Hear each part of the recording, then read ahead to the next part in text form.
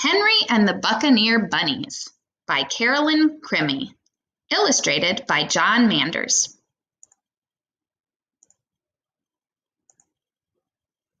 Cruising the seven seas on a crickety old ship called the Salty Carrot sailed a wild, rowdy band of Buccaneer bunnies.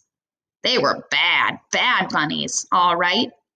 When pirates on other ships saw their long, floppy ears and their fluffy white tails, they shook with fear. The captain of the Salty Carrot was Barnacle Blackear, the baddest bunny brute of all time. Blackear was proud of his wooden paw, his golden earrings, and his mean reputation. What Blackear was not proud of was his son Henry.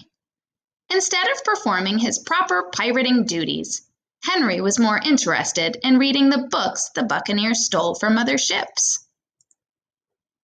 "Shout, shiver me timbers!" Blackear ordered. "I'd rather finish this chapter," said Henry. "Make this prisoner walk the plank!" "Can't I just read about it?" asked Henry.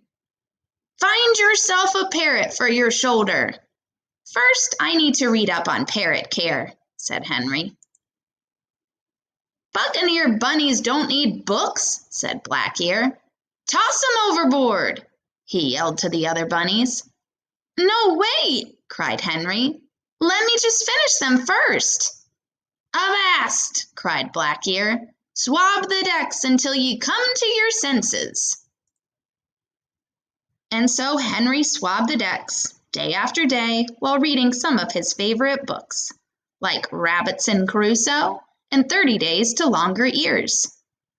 "Bet ye can't learn how to do this from a book," Jean Lahair said while sharpening his hook. Henry sighed and turned the page. "You'll never find booty like this in a book," Calico Jack Rabbit told him, holding up his stolen loot. Henry shrugged and turned the page. "Can't do this with a book in your paw," Bartholomew Bunny said while sanding his peg leg. Henry just turned another page. As much as he loved his books, Henry was a lonely Buccaneer bunny if ever there was one. Then, one morning, he looked up at the red sky and wriggled his little pink nose. He heard the parrot squawk and saw a fish jumping out of the water. If my books on meteorology are correct, those signs mean a big storm is heading this way, he thought. Henry tried telling Jean Lahair about the upcoming storm. "Excuse me, but I believe a storm is coming," Henry said. But Jean was too busy polishing his pieces of 8. "Go back to your books, Henry." He tried telling Calico Jack Rabbit. "I'm pretty sure a storm is on its way," Henry said. But Calico Jack was too busy admiring his tattoo of a cabbage. "Don't bother me now, Henry."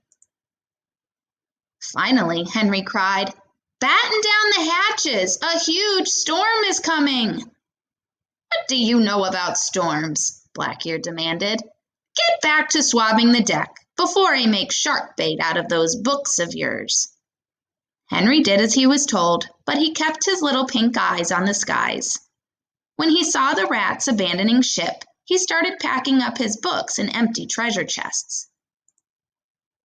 The storm started small, a few low grumbles of thunder, a spike of lightning. Then, suddenly, a crashing, bashing, thrashing wildcat of a hurricane broke loose. It shook the ship. Suffering sea dogs! It mangled the masts. Great blimey bilges! It slashed the sails, damaged the deck, and ripped up the rickety old salt carrot. All that was left floating on the choppy waters were a bunch of soggy bunnies and Henry's treasure chest filled with the books. When the storm finally calmed down, Blackear, Henry, and the rest of the Buccaneers paddled to the nearest island. "We're ruined," wailed Blackear. "No ship, no pieces of 8, no gems." He sat in the sand and blubbered like a lily-livered landlubber. But Henry got to work. The first thing he did was build a 2-story hut out of palm fronds and coconuts. "How did you learn how to do that?" asked Blackear. "I read it in 101 Things to Do with Palm Fronds and Coconuts," replied Henry. Next, he built a fire and cooked up a tasty seaweed stew. "Blimey," said the hungry bunnies. "Where did you learn that?" "I found the recipe in Quick and Easy Meals for Maroon Pirates," said Henry. Then he made them all fetching garments from the bits and pieces he had salvaged from the shipwreck. "We look like gentle bunnies, we do. What swank swashbucklers we are! Arr, and it's all from them lamb-loving books," said Blackear, shaking his head. Henry taught Blackear and the Buccaneer bunnies all kinds of useful things, like how to plant carrots, make the best sandcastles, and build boats out of palm fronds. Soon they built a new ship, which they sailed to the library at the nearby Easter Islands every summer. Here the bunnies spent many happy hours slurping seaweed stew and reading books. "Aye, Buccaneer bunnies will always need books," said Blackear. Henry just smiled and turned the page.